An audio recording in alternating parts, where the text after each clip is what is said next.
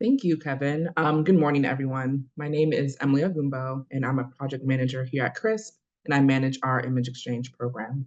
And just to confirm, I always do this. Kevin, can you see my screen? Yes, I can see Okay, yours. perfect. All right, so let's begin.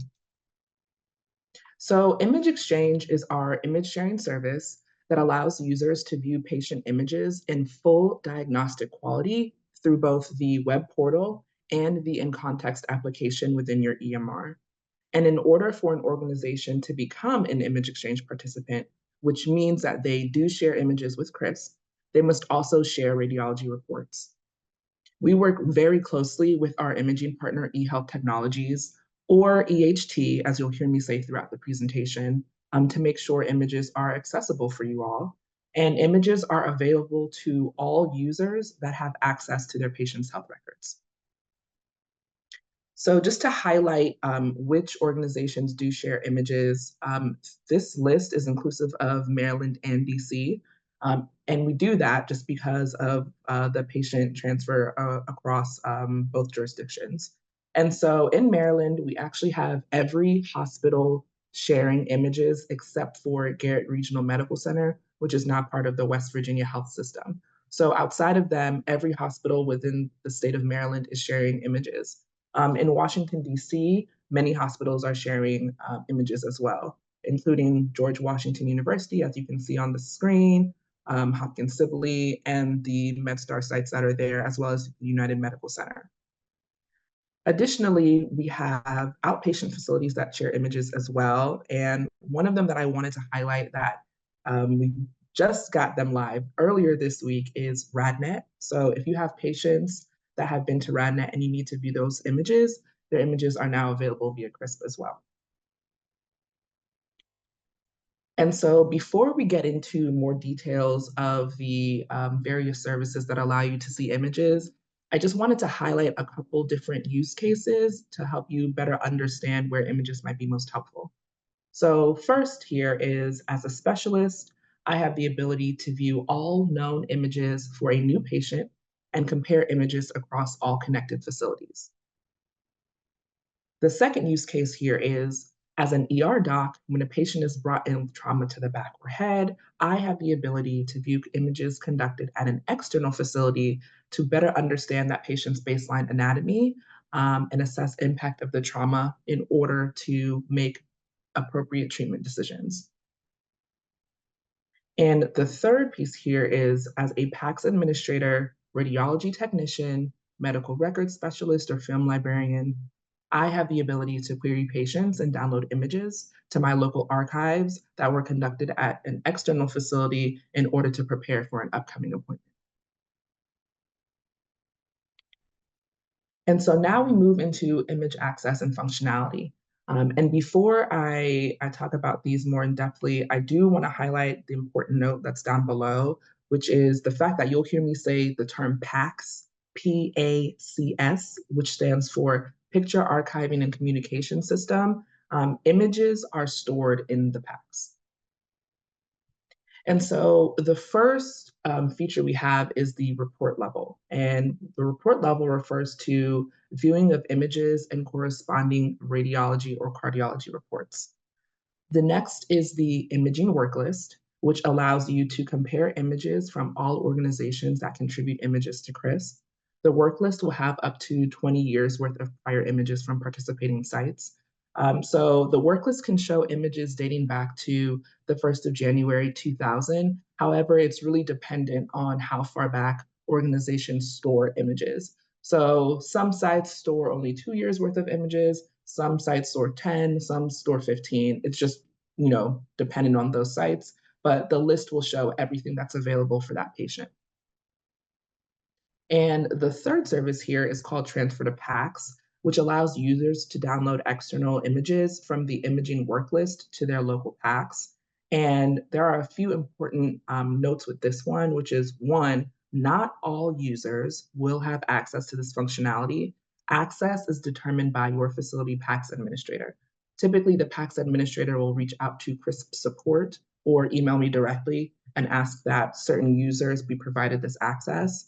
And the other important piece here is that only users at organizations that share images are eligible to receive this access. And that's because the PACS connection, of course, is required in order to support this access. All right, and with that, we are going to move into a demo. I just want to confirm again, can you still see my screen? Yep, we see the portal. Thank you. Perfect. So as you can see, I'm here on the portal. I am in our test environment, so I do want to make that note in case things may not happen exactly as they should, as they do in prod, but we'll do our best. So I'm looking up Gilbert Grape, our test patient, and once he comes up, I'm going to go ahead and navigate to the clinical information section. Again, that's the web portal view, many of you know, but where we're landing now is the in-context view. For those of you that access CRISP through your EMR, you will know this view very well. You will have already been in your patient's context. So either you'll land here if there are possible other records that may match your patient, or you will land right here. So we land here on this PDMP page, but we actually need to navigate to the clinical data section. So I'll go here, and then we land in health records. And health records is primarily where you'll focus when you are trying to view images. So there are several subtabs within the health records section, and you'll notice in the all category, you already see some of these with camera icons, meaning that you can view images and reports from the all category, or just for ease of access, you can navigate to the radiology subtab.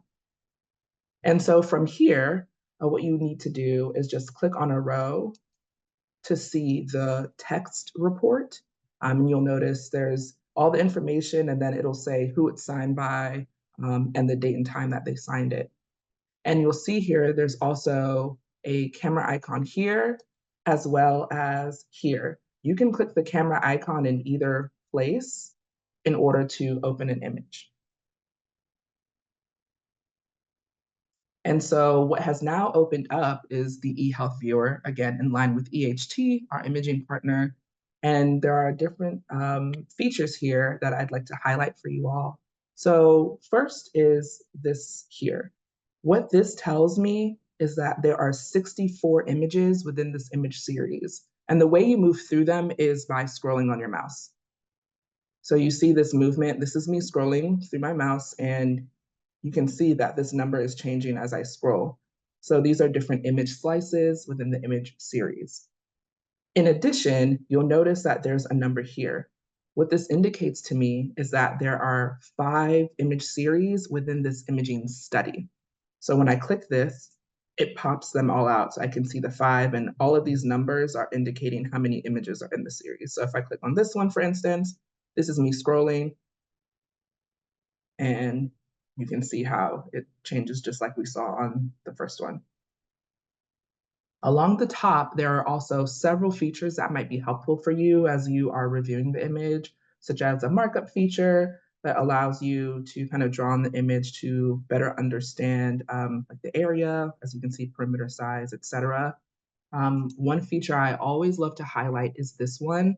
If you and your colleague are in 2 physically different spaces, but you have to consult on the same patient, or you might be trying to review something they've done previously with the patient, whatever the case may be, both of you can open the image and select this icon. For me, because I'm in the test environment, this doesn't turn green, but for you in our production environment, this will turn green. If you and another person are on the image at the same time and you turn this functionality on, you will actually see each other as you move through the image, as you mark up, flip, rotate, etc. So you can talk more directly about the patient. So now I'm going to jump back to this view. The other piece here that I'd like to highlight is that CRISP also receives cardiology reports. They are in the radiology tab, but the way that you can recognize that is typically by name. So most of them will come to CRISP as PDFs. In some cases, some organizations do have cardiology images, but in many cases, we actually just receive cardiology PDF reports. Now, most of them won't be titled as a PDF, but when you open the report, you'll see this information, which is click on the document icon above to review the report, or you can always just look for this icon. If ever you see this icon, either in this report phase or another piece of health records, that means there's a PDF. And as you can see here, this one is of a cat. This is just to highlight that in the different cardiac PDFs, there might be full reports, there could be diagrams, it could be some other type of visual that's attached to the PDF.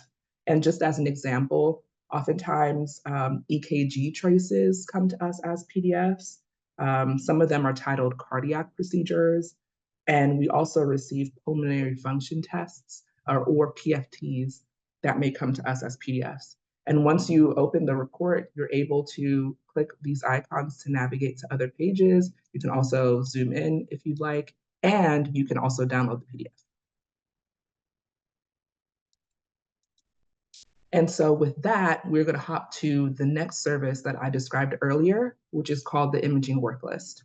The Imaging Worklist is this button over here, and it is accessible through any of the tabs within health records. Just click it, and it will pop out a window, and it will start loading. Now, with this view, you'll see in a moment, what's actually happening when you click that button is all of the patient's medical record number information is being passed to EHT. And so EHT is using that information to go look through all of the connected packs to pull a list. In this case, we have our test patient only has examples from MedStar Southern Maryland.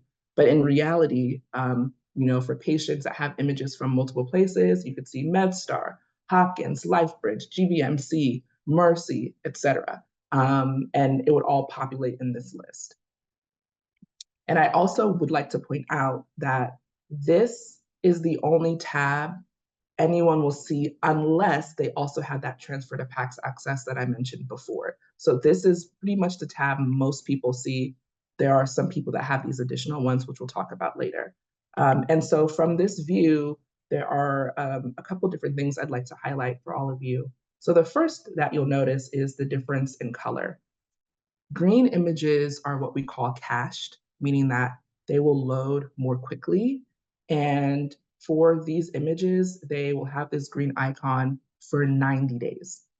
Images with the yellow icon need to be loaded, meaning that they are not cached. And the reason for that is typically that they are older than 90 days. Once they're loaded, they will then have that green icon for the next 90 days. And it can be loaded by anyone. So it could be loaded by someone at some other institution that needs to review the image, and it will be green for everybody. The loading process, the time that it takes for the image to load here is really dependent on how old the image is, as well as its size. As you can imagine, larger images that are older especially may take a little bit longer to render. And typically that process can take a few seconds to a few minutes, up to about 15 or so minutes. And so just as an example, while we work through the rest of this, I'm going to hit load on this MRI so we can look at how long it takes to load. Now, I do want to preface this by saying we are in our test environment, so things may not happen exactly as they should, but we'll see. We started this at 10:17. I'll show you some other things and then we'll come back. And so another thing here is you can, of course, look at a single image if you need to, but you're also able to look at up to 4 images at one time. And all you do is just click on them here and click the View Studies button, and a window will pop up, and you can see all the 4 here at once. And again, this is the same eHealth Viewer that we just went through, so there's a lot of features here at the top. There's still that share functionality, and as you scroll, you can still, see whatever you need to see. And the series and the study piece that we highlighted earlier is just down here. So let me X out of that, and we can see this image is still loading. The other really cool feature with the imaging worklist is that there are filters. So you can hit show filters, and for your patients that may have pages and pages of images, maybe they've had a lot of imaging done throughout the years, this is a very helpful feature because it allows you to search more specifically for anything you're looking for, either by location, date, description, modality. So just as an example, I'll type mammo and I press enter. So I enter the search term, I press enter, it brings up what I'm looking for. And to get rid of it, I just erase the search term and press enter, and it restores the list. So while this is loading, I'm going to highlight the transfer to PACS features. So again, these two tabs are only available if you have the transfer to PACS access, and that access is only available for users at organizations that share images with CRISP as well, because of course the PACS connection is needed. And so this is really, really helpful for a lot of different types of users. I've heard of transplant coordinators utilizing this function, as well as tax administrators and other staff in your organizations that may help to prepare for upcoming appointments.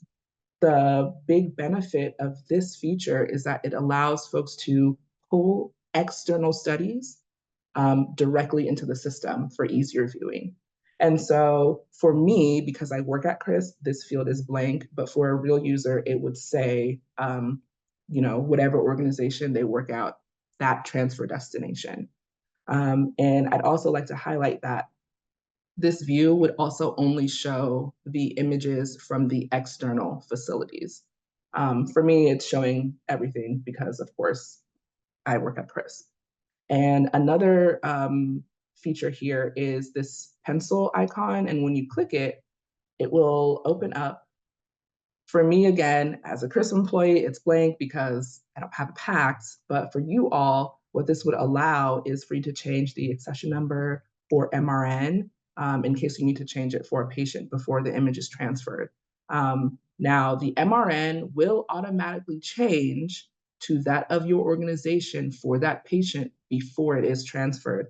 But in cases where maybe you have an upcoming appointment for a new patient and that MRN hasn't yet been sent to CRISP, you can actually modify it yourself and then select the green arrow and go ahead and transfer the image. There's also filters along the top that we saw previously in case you need to search for something specific that you need to transfer. So let's go back here and see if this is loaded. Perfect. So we can see that this is loaded. I think we started at what, 10:17 or so. So I don't know exactly when it finished, but 3 or 4 minutes is what it took for it to load. And then I can just select it here and view the study as normal. And this is just me moving through the series. And so with that, that's all that there is to the demo. I'm gonna jump back here just to show you all my email in case you need it. And then, are there any questions? Yeah, so there's one right now in the Q&A feature. I'll just remind folks before we start talking about them, if you do have questions, you can raise your hand or you can type your question into the chat box. You're also welcome as you review this material later to email Emily or email our support line. Our support line is support@crisphealth.org. So with that, we can get started with some of these questions. Someone asked, is echoes, fluoroscopies, etc., PDF reports or video clips? And are they viewable under the radiology tab that you showed in the clinical information service? Sure. So I'm not sure about the video clip piece. I've never seen that. So I'm not sure that that's included in it. Could possibly be part of the eHealth viewer in a certain way. I know there's a functionality to press a play button, but personally I've never seen it. So honestly, I can't speak to it as easily. But yes, if there are the PDF reports for echoes, fluoroscopy, etc., and the organization sends them, that's a key piece here. If the organization sends them as PDFs, CRISP can display them. And yes, they would be under the radiology section. Thanks, Emily. Yeah. Did have someone raising their hand, so I'm going to allow them to talk now. Sure. Hi, so I have a question regarding the radiology. So at night we have teleradiology, can they access this same feature? Because sometimes it's hard for them to compare because they're remote. How Got easy it. for them to have this access? Because they Yeah. could be from Kansas City, but it's a teleradiology and overnights or after hours for us. So it's hard for them to see a comparison if the patient's never been to our institution before.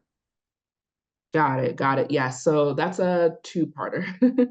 So part of it is dependent on their access to CRISP. So if your organization has approved them to have access to CRISP through the normal methods like you would, through the day, um, if they can and they can access patient health records, then yes, they can see images. But if they're not in CRISP, I guess there's no other option for that.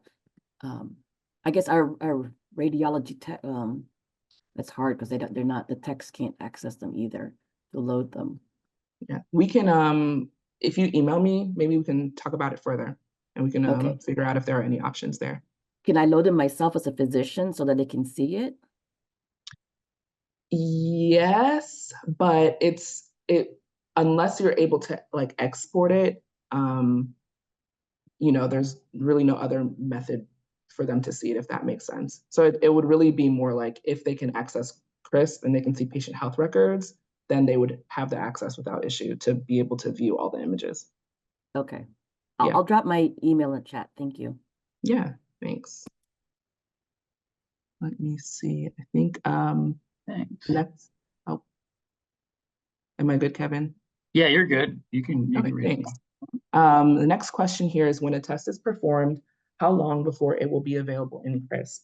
That is a great question. I'm gonna share my screen just to give you a better answer here. So we can actually get this information pretty quickly. There are two ways. So one is here in the radiology view, right? CRISP must receive the report. And in order for CRISP to receive a report, it means it has to be signed.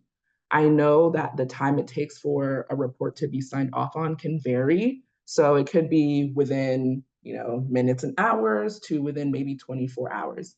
That is what makes something available here. However, as soon as an image is in the PACS, which I believe is happening very soon after the image is taken, it is available in this list.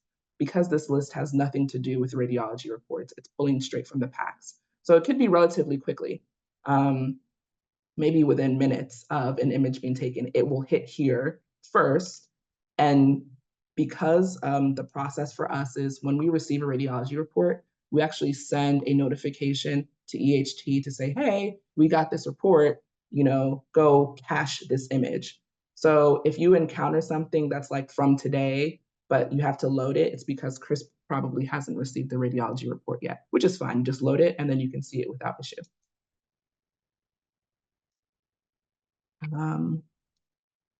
Let me get back to this question. So is this available for the platform within the EMR? We have access to CRISP through eClinicalWorks, but when I look, I don't see the camera for the radiology section to view the images. If you were in Maryland or DC, I believe you should have this access. I don't know what organization you're at. Maybe if you're able to share more information, Jennifer.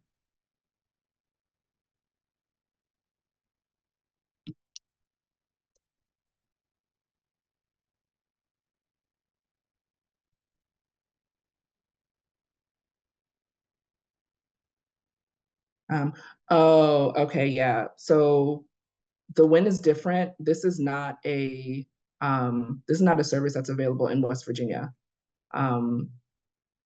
This is just Maryland and DC, and technically Connecticut as well.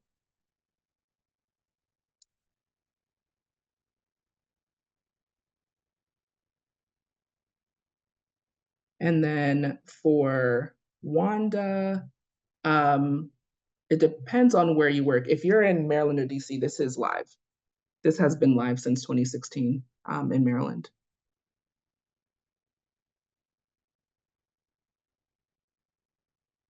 And Cecile, thank you. I have taken note of your email and I'll follow up with you. Yep, transfer to PACS is live as well. It's just dependent on the PACS administrator. So I think Adventist does have this service live, but we can talk about that a little bit further too, just to make sure I get all the details right when I reach out.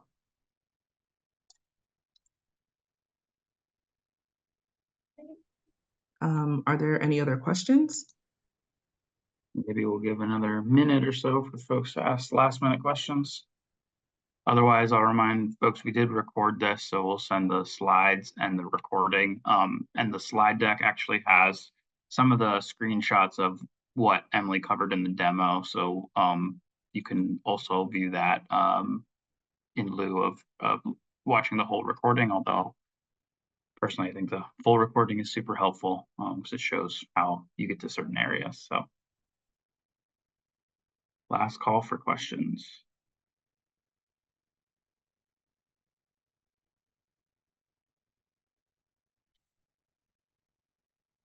Alrighty, well, we appreciate everyone joining us this morning. And again, please reach out if you have any further questions as you're reviewing this material.